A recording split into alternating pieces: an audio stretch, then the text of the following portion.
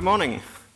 Imagine a secret valley 2 to 3 kilometres from the city centre, ringed by a predator-proof fence designed to keep threats outside the valley. Inside is cleared of these threats and the perimeter is patrolled and maintained, enabling a well-established forest rich in natural diversity, a sanctuary full of birds, insects, invertebrates, reptiles and other animals all thriving. A variety of users all thriving in their work, utilising well-established environment rich with technical diversity. Inside is cleared of any dangers and the perimeter is maintained and monitored, ringed by a threat-proof fence to keep dangers outside the network. A secure network just 2 to 3 clicks away. This is what we will call our digital sanctuary. Kia ora, my name is Greg Mason. I am a security operations engineer at Contact Energy with over 4 years of experience in defensive security and no family history of note. Conversely, I'm an ex-volunteer at Zealandia with over 6 years of experience in voluntary service, both conservation and not, and I do have a family history of conservation work. Few disclaimers, this talk is not about security at Contact Energy. I'm not currently associated with Zealandia. This talk is purely based on public information, references are at the end. And conservation cannot be discussed without talking lightly about animal death. I will not go into any graphic detail. If that is something that you might not be comfortable with or might upset you this morning, then I understand if you want to take this moment to leave the room. I'll pause here for a moment. You might see that there's something going on. I've got a theme, so the blue is our digital or that kind of space, and our green is our natural or conservation world. Additionally, all of the pictures in these slides are hand-drawn by me. The text is a handwriting style font, credited at the end. Okay, so jumping in and setting the scene, we're building a fence. It's the 1990s, Wellington's inner harbour is prone to sewage discharge from ageing stormwater pipes, and Zealandia is building a fence. And before they start building a fence, they have to ask themselves, well, why are we doing it? What are we protecting? And that's the things like our birds, so our kia, kaka, kakariki, kakapo, korerea, kotare, korora, and many others. Those are just the ones starting with K I can remember off the top of my head. We have our reptiles, so our lizards, geckos, skinks, but also, of course, our tuatara. We have insects and invertebrates like our caterpillars or our spiders or our weta. We have our native plants, our tutu, rata, rimu, those kinds of things. And we have other flora and fauna, such as our fungi or our freshwater species. In a digital world, this might be things such as customer information, corporate information, reputation, source code if you develop websites or applications, people in a digital safety sense, or maybe it's just your mum's famous quiche recipe. Alongside knowing what we're protecting, we need to think about what interactions or what moving parts exist, the things we want to move. So that's things like the animals themselves, staff and volunteers, dock staff as well, researchers in the valley, or even our guests. Conversely, it's your staff, for the vendors, contractors, those kinds of things, your customers using your systems, APIs or integrations, robots, and other such automations. The things we do want moving and working. And the last piece of this simplified puzzle is our environment. And this I'm talking about what it is built on or the immediate considerations that affect how we build it. So things like the valley itself, with the wind and rain that feed into the river or stream that runs through the valley and the 2 dams. We also have the fence itself, which we're building, which will become part of our environment. Zealandia also is conveniently placed that it has a city on one side and a bunch of suburbs around the other. Additionally, they also have a high voltage power line running straight over the top of the valley.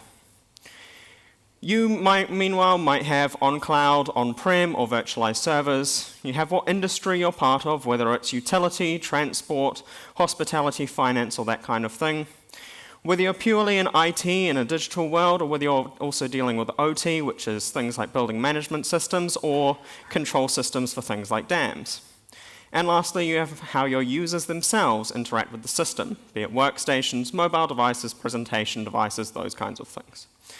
And with these 3 questions, we've kind of wrapped up in a nice, neat little bow our architecture.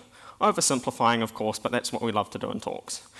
And for this, we don't just want architecture, we want to make it secure. So that's what we're going to do next. And we're doing this with a threat-informed defense approach, which means we need some threats. So to kick us off, we're going to start with our goats and pigs, which are 2 things that Zealandia did have to care about, and we're going to add to them our sheep and deer. These are kind of our farm animals. They're all grazers, so they'll eat a lot of the low-lying foliage in the valley, and they'll prevent a lot of that forest regrowth and destroy habitats for the birds or other animals that depend on it. You'll also notice that pigs do hunt things like invertebrates, and they have been known to have a particular taste for some of our native frogs. In terms of the things we need to be aware of that these can do, well, most of them are pretty benign. Goats are good at climbing, but thankfully it's not vertical, it's just very steep. And our deers are quite good jumpers. Luckily for us, this is kind of a solved problem. For years, farmers have been trying to keep stock like this inside their paddocks, so we can use the same idea and use what they've built to keep them out. And we can start with our first fence. This is 1.9 to 2 meters tall, and that is primarily because of the deer. Now, maybe, the other ones we can keep out without it having to be so tall, and while deer are kind of big and obvious and the impact they have is quite small, and they weren't in the nearby environment, and farmers don't want them getting out either, so maybe we can make a project manager happy and call this 1 meter instead and save some budget. I'm sure we won't regret that. Bringing us around to round 2, we have our mice and our rats. These two are very good at eating a lot of things, particularly foliage or berries and nuts, and they can be particularly bad in what's known as a mast year, which is when a large number of our native trees fruit in large amounts. These years are particularly critical for some of our native species, such as kakapo, which depend on mast years for mating. So, thinking about these and looking at our fence so far, you might notice there's one massive, gaping hole. That's right, they can climb. They're also small, so they might be able to fit through those gaps that we've got. But these are also things people don't want, so again, we've got solutions. We can have a solid wall, which they won't be able to get purchase on and won't be able to get through. Or we can use an electric current and end up dissuading them from going past. In terms of our threats that we've looked at so far, this first one is fine. We just have to make sure it's tall enough for everything else. And for the second one, well, we just integrate it into the design that we were already working with, and great. Looking at this, you might say, perfect, no notes, flawless, we've designed our fence for everything so far. To which I say, look, it's great, it's never a great start, but we need to think about the environment. That's why we're building the fence. No, our operating environment. The things like the wind and rain and the city and suburbs with the people nearby. And what that means is having a solid wall, especially in a place like Wellington with its high winds, is not going to be great. The wind pressure on that fence is going to be enormous, and there's a high chance it'll just get blown over. It also doesn't look as nice, and we want people buying into this and really getting involved in the sanctuary that we're building. Additionally, putting electricity around this, there's 8.6 kilometers of fence line that they need to try and fence. So that's a lot to already maintain, plus again, there will be public access with the road around, or the maintenance path to the track around the valley where there's fences, and while some people might love the idea of tricking their friend into touching an electric fence, we probably don't want to try and deal with when that happens en masse. So we've got to work through some other ideas and figure out a new design. And we can come up with something like this. It's still 1 meter tall, we haven't had to change that yet, but instead of having a solid wall, we're going to have a mesh. This is 4.5 millimeters or 6 millimeters for the gaps between the wires. 6 millimeters was originally thought to be sufficient, but unfortunately after they built the fence, they found that juvenile mice were just small enough to still squeeze through the gaps. So they've refined the design since to 4.5 millimeters, and anywhere they've had to replace it, they have done so. Additionally, we've got this top cap across the top here. This is just a rolled sheet of metal at the top, so that when something comes up to the fence and they try to climb, they find that and they're stopped. You might notice, for those a little bit more observant, that there's a little rectangle around the bolts for those supports. That is called a mouse plate. It was found through testing that the mice could run up to the fence, they could run up the fence, go out along the support, and despite not having a prehensile tail, they could get their tail out and around those bolts and use that to leverage themselves up on top of the fence. Obviously something we don't want them doing once this goes live. The solution was simple, it's just a little bit of extra metal around those bolts to make it too far for them to get them tails around. And with that, we now need to bring in our next challenger. For this we have our rabbit. We're also bringing back the rat, and we're talking about that last technique that they've got here, which is the burrowing. What that means, we've got our fence here, and then we've got these two little challengers coming up to it. So they come up to the fence and they get stopped. Great, good start. Then they come over here, they dig a hole, and well, they're inside now. We don't want that, so flipping the view, we're going to put something underground here.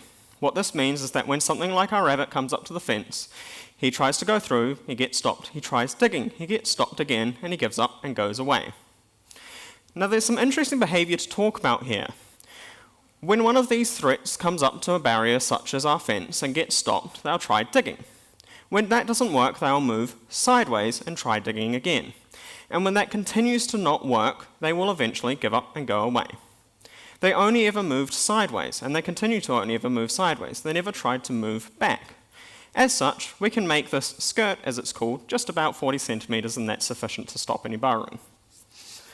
Now I want to talk about that behaviour a little bit more for a moment, right? When an adversary comes up to a barrier and they get stopped, they move sideways and they try again. And when they continue to get stopped, they give up and they go away.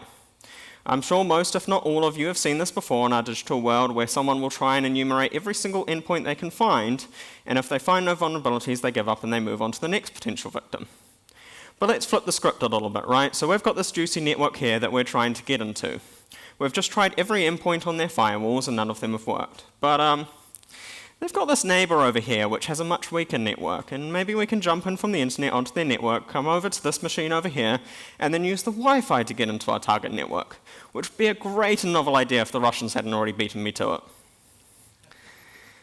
But this is a little bit of a thought exercise. In terms of our defending sense, we need to make sure that we're keeping our fence around everything, and in terms of attackers, maybe there are ways that you can take a step back or take a step around to get past some of the defense and find new ways in. But anyway, back to our fence and back to our threats, we need to bring in now the big guns. So these are going to be our last four representative threats, and some of the biggest ones that we want to absolutely keep out. Kicking us off, we have the cat. Primarily talking feral cats, but we do also have domestic cats because people in city and suburbs love having cats. And these are very good hunters. Unfortunately, very few, basically none of our native animals are adapted to mammalian predators, and well, cats are mammalian predators who hunt by smell instead of by sight. So thinking about our fence with our cat, well, actually thinking a bit first about cat behaviour. You might not know this, but cats like when they see something and they want to be on top of it, well, they end up on top of that. We obviously don't want them doing that to our fence, so we're going to make it just a little bit taller, so that way when the cat is looking at it and they're like, I want to be on top of there, there's no way that they're going to be able to. Okay, let's try that one again. We're going to make it taller again, and this time, absolutely, there's going to be no way that they can get on top of our fence. Yeah, it turns out they can do this for up to 1.8 meters tall. So remember at the start where we were like, we can make a project manager happy and make it only 1 meter tall? Yeah, it turns out maybe we do need that to be 1.9 to 2 meters at least. There's another aspect though, because as well as the fact that they can jump up, they can leap across. So if we've got our fence over here and the cat on their perch, they might be able to leap into the valley. We don't want that, so what we can do is we can just make sure there is at least 3 meters of clearance in order to make sure that any of those perches they might have is far enough away that they won't get in. And with that, we've now dealt with our cat. Which brings us to our next big gun. For that, we have the possum. These are particularly good grazers, and they will eat a lot of foliage. They were particularly bad in Zealandia that whilst they were still trying to fund the fence and keep things out, they felt that there was enough of a risk from the possums that were already in the environment to the existing native species that they did a deliberate effort to cull and reduce that population so they would not lose those native species before they were able to fully protect it. But with our fence, well, they're not getting through, they're not getting under, they might get over, so we just need to make sure that this bit here, the top cap, is wide enough to stop a possum. And that just needs to be about 250 millimeters, and with that, we've been able to stop them as well. Which brings us down to our last two big guns. And for this, we need to bring in the professionals. This joke is funny because the collective noun for ferret is business, and for stoats and weasels is gang. So for this, we have our mustelids and our representatives, weasels and stoats. So stoats particularly are bad. Doc notes them as existing for basically two reasons. To eat everything and to reproduce, and they are dangerously good at both, especially in New Zealand. Also, not only is the last paragraph of the summary part of Wikipedia for stoat about their impact in New Zealand, they have their whole own Wikipedia page about stoat impact in New Zealand. And we know how much those Wikipedia editors love things to be relevant. As well, they've also been causing problems back where they're native in the Orkney Isles of Scotland. So these are the last of our big guns, the things that we really need to keep out. And so we need to do one last look at our fence in order to try and make sure they can't get in. And well, whilst they might be able to get through, they're not bigger than a mouse, so we've stopped that, they won't be able to get through the mesh. They might try digging, although they're not necessarily as known for it, but again, we've got the skirt for that already. They can climb, but the top cap is going to stop a possum, and they're smaller than a possum, so good luck to them with getting past that. They don't have any additional tricks like the mice did. And they're agile jumpers, but again, not quite as powerful as the cat. So actually, by having dealt with all of our other threats so far and the techniques that they use, we have stopped 2 of our biggest threats. And with that, now we have built our fence. Right? Well, we've also got to think about the things such as that wind and rain, and so that means we need to allow water to get through or under the fence, and that means we need drains. We need to make sure we put meshes on those so things don't get through along with it. We have that high voltage power line, so we're going to put a couple of acrylic sheets to make sure we don't electrify the whole fence if one of those comes down. Remember, we said that was a bad idea. For our moving parts, for people getting into the valley, we're going to use a double gate system. What this means, people can come through the first gate, check around their feet, make sure nothing has got through with them, and if everything is clear, then they continue on into the valley. If something does try to get through with them, they can go back out without having exposed it into the environment. And so many more of these considerations. It's not just the main fence itself. If you're trying to build a defence, you need to think about every part of that defence. Your moving parts and how they're secure, as well as the constraints from your operating environment. So, jumping now from our Zealandia fence design, how do we do this in a digital world? Well, it's basically the same idea. We can take our deck of many threats, or maybe we can do this as a table and then we can get rid of those deck of cards. And we can build this out with our digital threats. So we can list them going down one side and the techniques that they use going across the others, and then we can put a bunch of ticks to know who uses what. Except we're never just dealing with 5 threats, so this goes down and down and down, and unfortunately there are more than 8 techniques that I've been able to fit into the slide, so this goes on and on and on. If only someone had solved this problem for us. Well, luckily someone has, and that is MITRE with the attack framework.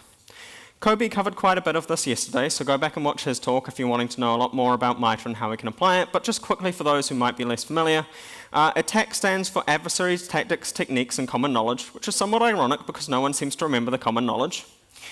And what they do is they take a large number of techniques and they group them into what they call tactics. And this means that we can build a table, we can list our tactics across the top, and then our techniques under each tactic going down. Then what we can do is we can have a look at what kind of adversaries might target us, be it based on industry, company, organisation size, or maybe they've attacked you before. And we can look at what techniques they use, and we can start to build a heat map. The things which are more commonly used will light up more. Thinking back to the talk by Kate and Lucy about statistics, this is going to come in very relevant. We know we are most likely to see these ones that heat up most, and those are the ones we want to target and make sure we defend against most. There's no point defending against something which you never see. Additionally, in our digital world, we do deal with things that evolve very quickly, whilst in our conservation world, thankfully, things evolve slower, so this kind of prioritization approach is far more important. Now, looking at this, or because you're already familiar with MITRE and attack, you might notice that there is additional tactics there, not just about keeping things out, but, defense evasion, stuff like that, and execution, what happens when they get in the environment. And that's something we need to think about as well, because there might be something going around, knocking on your door, trying to get in, and the next thing you know, they've grabbed an axe, and well, here's Johnny, or Stoat, or Weasel. I'm still not good at recognizing the difference between them, they're all bad. And for when they do get in, we want to know, and for that, we need monitoring. This is the exact same idea as to what we've dealt with so far. We take our threats in whatever way we want to recognize them. We look for the tactics and techniques they use within the environment or the impacts that they have, and we look out for those things specifically. So this might be using things like looking and listening for any kind of sights and sounds. Maybe you hear a cat within the sanctuary or you see a stoat running around. We could do patrols of our perimeter and look for any defects, whether someone's cut a perfectly square hole into the fence or there's a tree leaning on it. We can also use their behaviour against them. This is called a tracking tunnel. How it works is you have a little bit of bait in the middle, which they want. So they come in, they take the bait, they go, yes, thank you, and then you've got 2 ink pads and 2 paper pads. So they walk over the ink pads and they leave their footprint behind on the paper.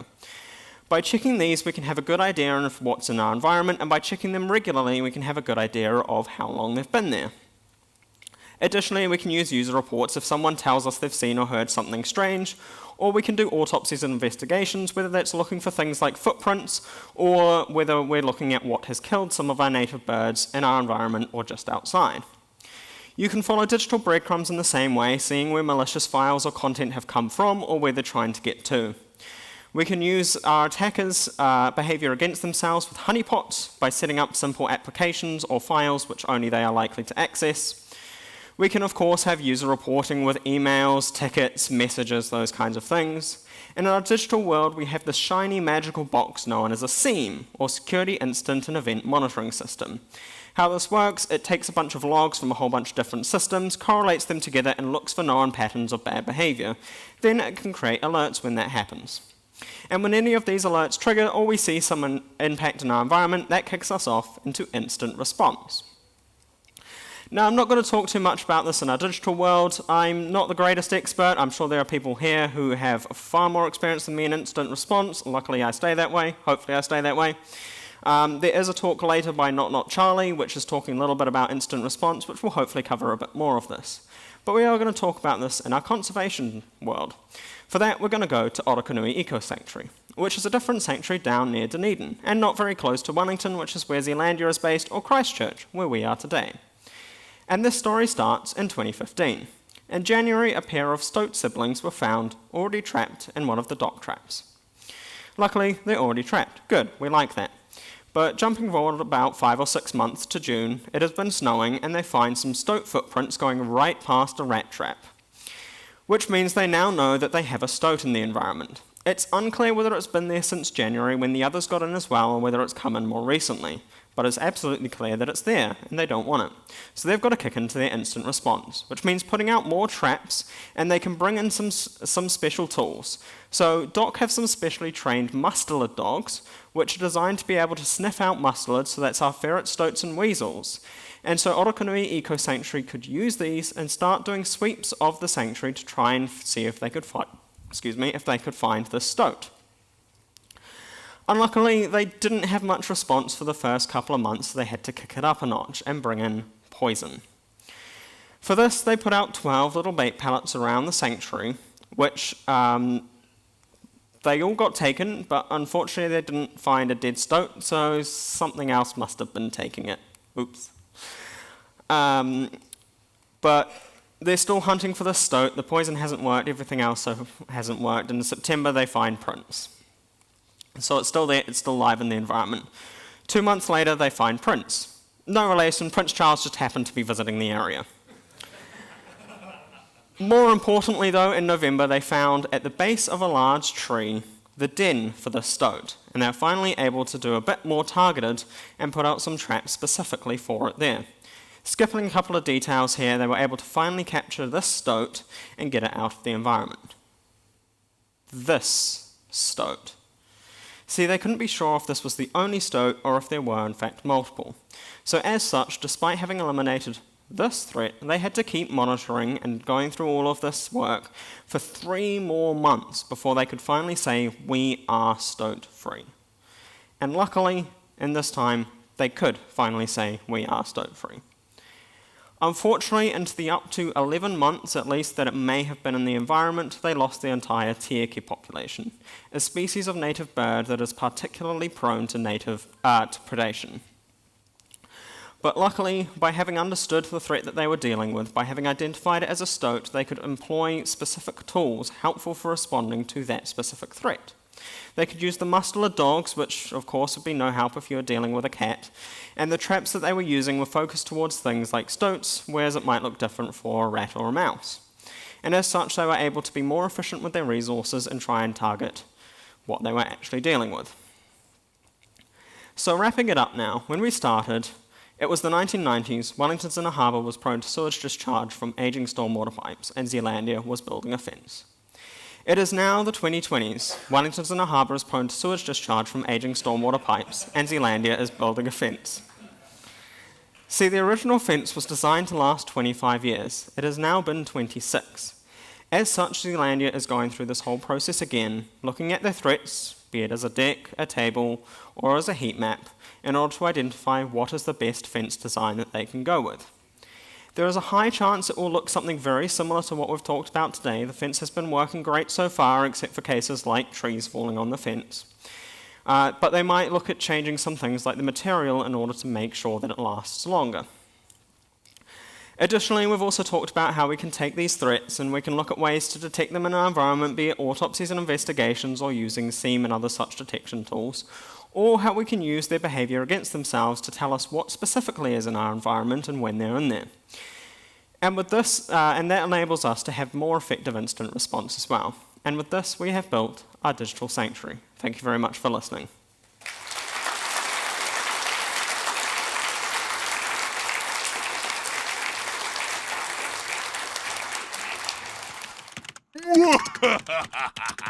I am a super genius.